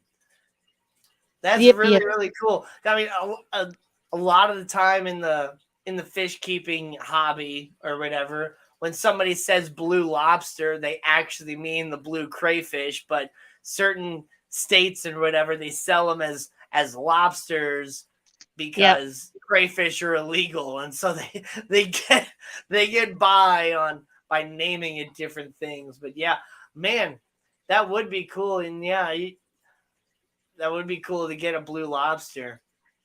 You just have to be careful. Can't keep him with smaller fish because he'll eat the smaller fish. Yep. There is a person here on YouTube. I don't remember the name of the channel. It's something like Leo the Lobster or something like that. But it's a very interesting channel where they just put out like one video a week of just like what the lobster has been up to and stuff like that. It's one of those like, red brown sort of like common lobsters. Apparently, the blue morph of the lobster is like, what is it, like 1 in 1 million or something like that? Yeah, so that's a different species. This is a blue spiny lobster, which is a whip lobster. Oh, Leo, it's not a special blue morph. lobster? Leon. Yeah, no, it's Leon the Leon, lobster. Yeah. That's what it is.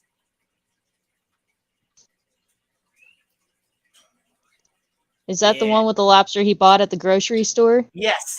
So he bought a lobster at like a grocery store, and I think it only had like one claw at the time too, and now he's got both claws. And Ian asked, "How is Gina's clam?" My clam is doing fine. I was actually going to make a short today about the clam at work, the blue Maxima clam. Skip that Sipo.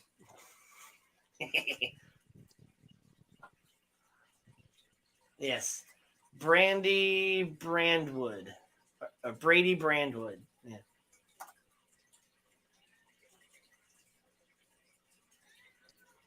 Yeah, you can get those magnetic connectors to where they won't break and stuff. So that inside that auxiliary piece stays in there, and then No, he did not release him. He did actually move him into a bigger tank. He went he went into, what was it, like a 125 now or something like that. I need to find this lobster. Oh wait, but here is Leon. Matt's got it. Yeah, Matt shared that. Subscribed. Make sure, Matt, if you could share I'm not sure if anybody did, but if somebody could share that video from Bentley Pasco earlier of his asking the creators of the Triple Crown about their, dream fish thing or whatever. That was a really, really interesting video for sure. It was really great to hear everybody's different perspectives on it.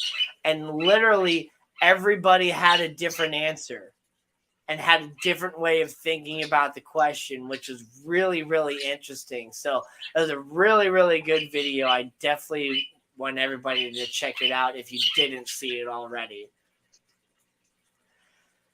And see you later, Biz. Great to see you, Fishy Biz. We're getting ready to roll out of here as well. We're almost at the 2-hour mark. And man, that time really flew by tonight. Especially because, since my power went out too, before the Triple Crown and after the Triple Crown, and I've had lots of power outages and stuff, my light schedule on my fish tanks got all screwed up.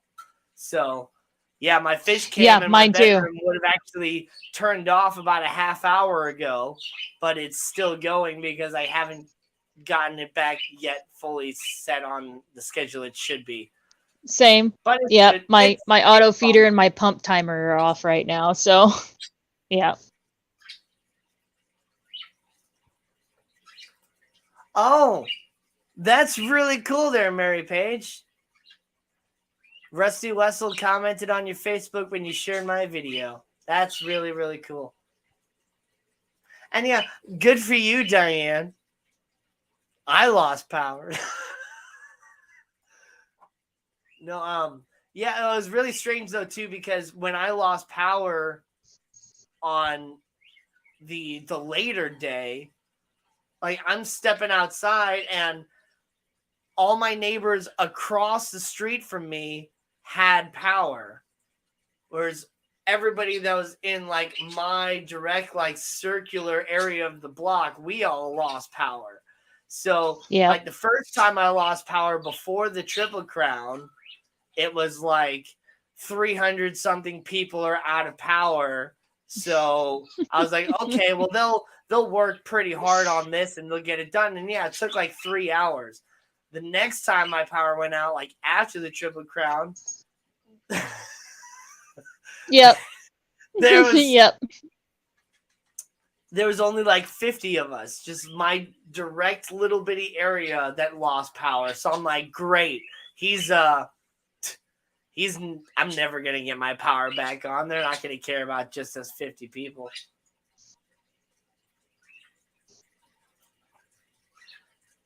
Yeah, they definitely need to work on like these power grids and stuff like that. It should not be this easy for the power to go out. And especially like the way Amarin likes to come around and like really screw up all these trees and trim them up in all these weird ways where they won't fall on the wires. Like you think they could do a little bit better job and make sure the limbs wouldn't actually fall on the wires. Right. Yep. Well, anyway, we're here at the end. I'm sorry to see everybody go, but that's it this week. I hope to see you all next week. Yes. And definitely keep coming back. And I will be posting another video of the Triple Crown, hopefully here soon. I hope tomorrow I build up the will to actually sit down and edit it all and put it together. And maybe I'll release it tomorrow. We shall see. Gina, is there anything you'd like to tell the people before we leave? No. Peace and chicken grease. Bye. Peace and grease. Well, thank you everybody for coming around. Looks like Punchy Paints just went live. It looks like George RB3 might be going live, and there's a lot of different stuff going on. So we'll see you around. So long. Thanks for the fish.